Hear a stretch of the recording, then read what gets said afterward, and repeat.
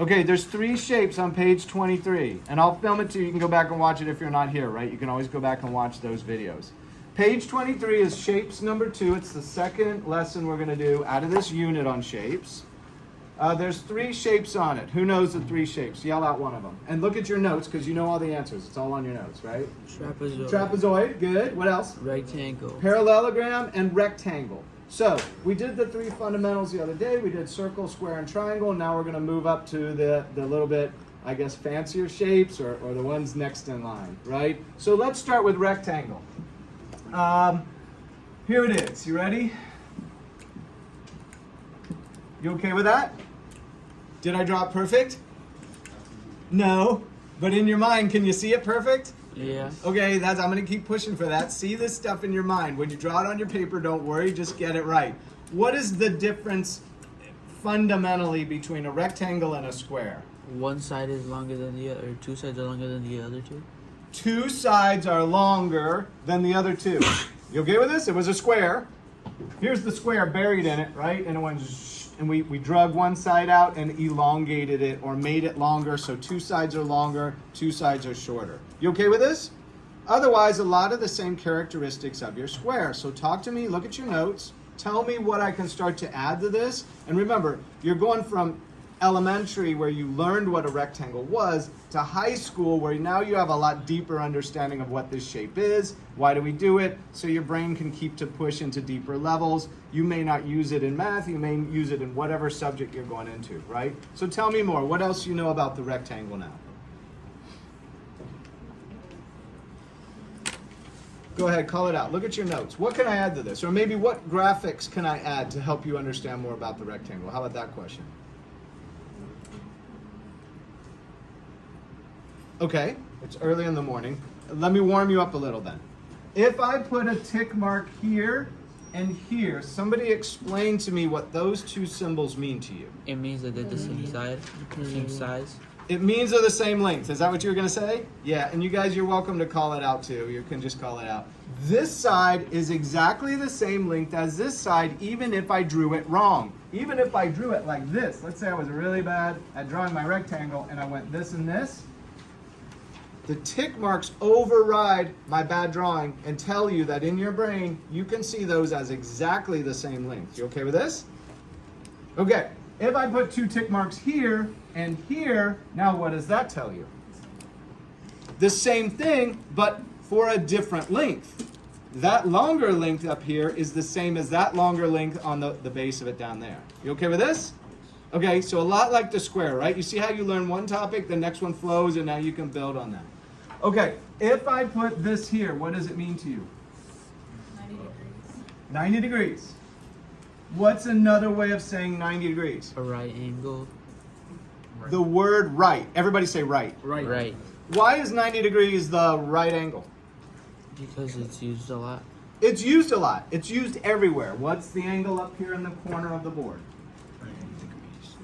90 degrees, I want you to say. Everybody say 90 degrees. 90 degrees. Okay, good. So R-I-G-H-T, it's the right angle. That also means 90 degrees. You'll see it here, here, and here.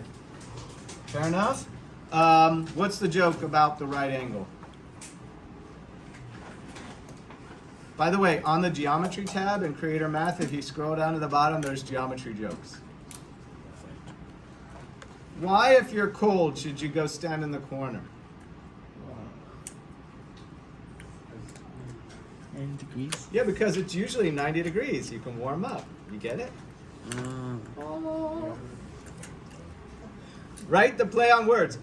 This is one type of degree, right? How warm it is in the room. This is a different type of degree. They're not related. They're the same word, but used for separate understandings. You with me? How do you know which we're talking about? You use context, right? If I'm in geometry class and I'm talking about the corners of a rectangle, it's the angle 90 degrees. If you're asking me why it's so warm in here, you're talking about the temperature degrees. You okay with this?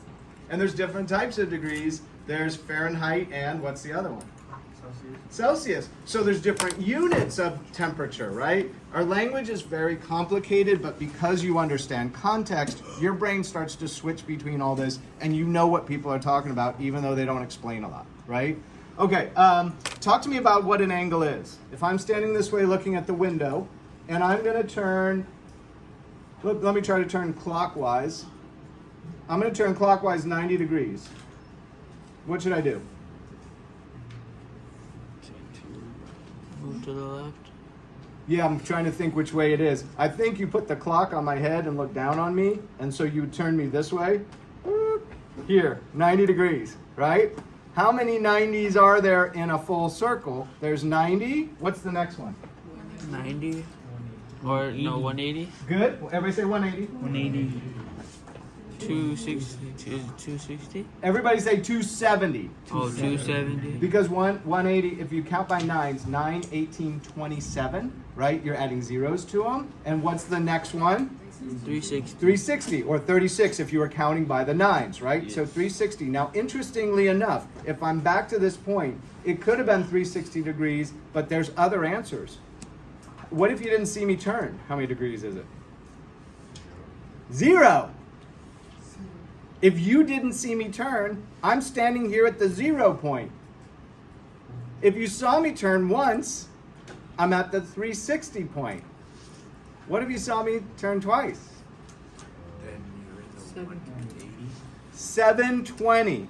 Anybody skateboarders? Skateboarder, you know, anyway, right? All the rotating moves are angles based on number of revolutions, right? You're rotating 360, 720, on and on it goes. And the longer we use skateboards, the more people figure out how to do, right?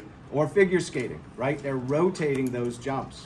Okay, so that's a rotation, that's an angle. Just this much is 90. And back to our rectangle. Tell me about some other tick marks we can add. What else can we add? Look at your notes. The parallel line. Yeah, everybody say parallel. Parallel. Oh, go like this. Go like with this with your arms. Go like this. Go, go, go. Do it, do it. I know, I ask you to do weird things. Do this. Everybody say parallel. Parallel. Now, what is this? It is 90. What's the name for this? This is parallel. This is? Everybody say perpendicular. Perpendicular. Yeah, and students will mix it up. A lot of you have heard it before. This means parallel. This means perpendicular. Crossing at 90 degrees. Okay, is the definition. Okay, good. So here's the tick mark here. It's one arrow and one arrow. It tells you that this side is parallel to this one. I'm going to switch to 2 small tick marks because those are a separate pair of parallel lines. You okay with this? All right, what else do I have on the rectangle? That's pretty good. Let's do, and I should have written rectangle here, I guess. Let's do parallelogram. I can barely spell the word. Parallelogram. Someday I'm going to go through all geometry, and I'm going to make all the words 4 letters long. I'm going to shorten everything. I'm going to redesign it. Yeah, no, that'll never happen. Okay, what's a parallelogram? Look at your notes. So here's how we draw it. We draw it like this, right? Imagine, here's your rectangle. Imagine if you pushed it at the top here and it went like that, right? It just, you pushed over the top, the base stayed where it was, and the top base slid over. This thing goes over and down a little, right?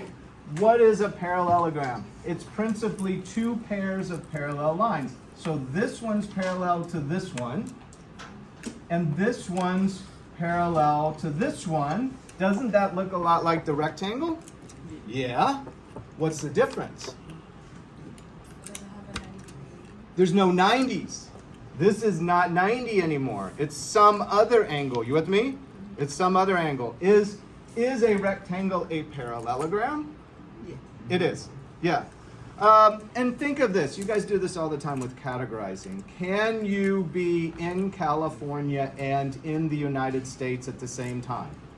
Yes. Sure, because California's in the United States. You with me? So 2 categories share a name, right? So can you be a rectangle and be a parallelogram at the same time? Yes. Can you be somewhere else in the United States and not be in California? Yeah. Likewise, you can be a parallelogram and not be a rectangle. This one is not a rectangle. There's no 90s. You okay with this? You're sharing categories in certain circumstances and not in others. Just think of yourself leaving California. You're now in Las Vegas. You're no longer in California. You're only in the United States. You okay with this? Okay, just your idea of how these categories work. There start to be some characteristics. For example, this angle is equal to this angle. What is this symbol that I'm drawing here? Did we label it? What? Equal opposite sides. Equal opposites. Angles. These sides are opposite from each other. See, and opposite now means something different in geometry. Opposite means across from. Do you see it in your definitions? You wrote it in your definitions, right? Opposite means across from. So think of it this way. If you've got an apartment on one side of the hall, an apartment is on the other side of the hall, they are opposite from each other because they're across the hall from each other, across from each other. Okay, the other word is adjacent in geometry. Adjacent. It means next to. So if one apartment is next to the other on the same side of the hall, they would be adjacent apartments. Same thing, think of a house on sides of the street. Two houses next to each other on the street would be adjacent houses. If they're across the street from each other, they'd be opposite. This is a different use of these words. If I ask you before geometry, so outside of geometry, I said, tell me the opposite of tall, you'd say? Short. Right? That's your classic understanding of the word opposite.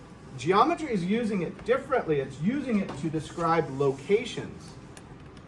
Is this okay? You're going to have to add something new to your repertoire of what does opposite and adjacent mean. It's different in this context in geometry, okay, and in describing locations. So these are opposite from each other. These are opposite from each other because they are across the shape from each other. Because it's one tick mark and this is one tick mark, that says they're equal. Likewise, if I put two tick marks here across the angle, what must I put here?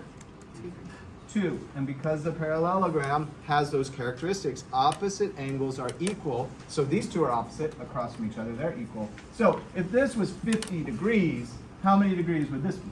50. Right? You with me? Okay. You see how that works? Awesome. Thank you. All right. So parallelogram. That looks like we're good. Let's go to the next shape, trapezoid.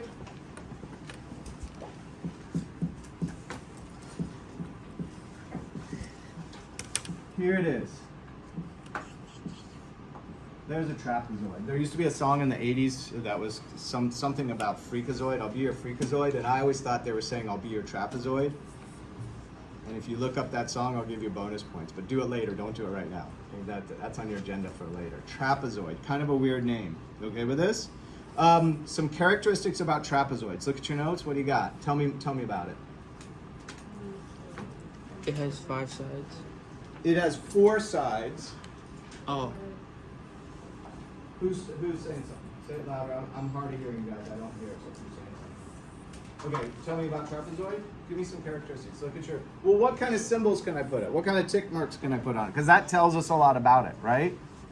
What tick marks do you want? How about a tick mark here? The top and the bottom are parallel.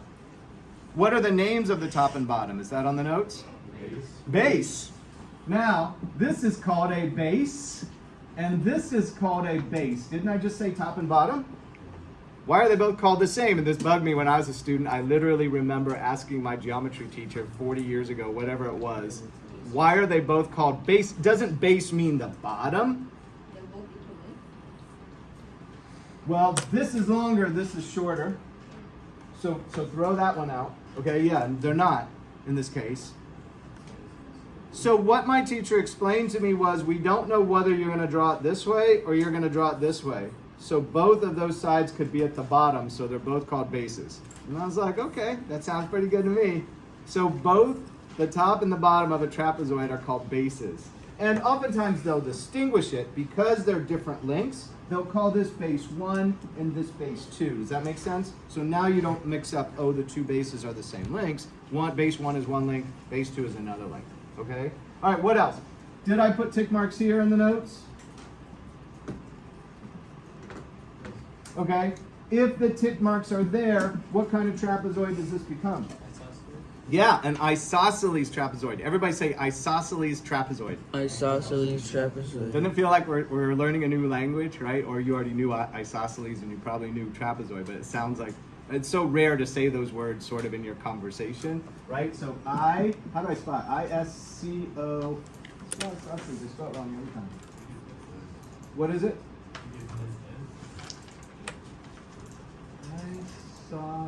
Where's my notes? This is terrible. I forget every time. Did you write isosceles? Did you write isosceles? Yeah. Oh, okay. Isosceles. I hope that's right. Wow. Okay, it gets worse every year. Yes, sir? There is? Is there a C right here? Yeah. Then there's no C here? No, I think it's on there. There's a C one place and not the other. Oh, I'm so sorry. I'm ashamed that I'm filming this right now. Okay. Okay. So isosceles means two sides the same length. What if you have an isosceles triangle? How many sides on that are the same length? It's the same thing. Two of the sides are the same length, here and here. That would be an isosceles triangle. And this one would be, I should have drawn it more drawn out. I should have drawn it like this to emphasize it more. Like this, and gone here and here, right? This would be a separate length. Two sides the same length gets the designation isosceles. In this case, trapezoid. In this case, triangle. Isosceles triangle. You okay with that? How you can mix and match the words? Okay. What else do I have about trapezoid? Oh, base angles are equal. So see these two angles? They're equal in an isosceles trapezoid. This is equal to this one, and this is equal to this one. So you get two tick marks on the top angles and two tick marks on the bottom base angles.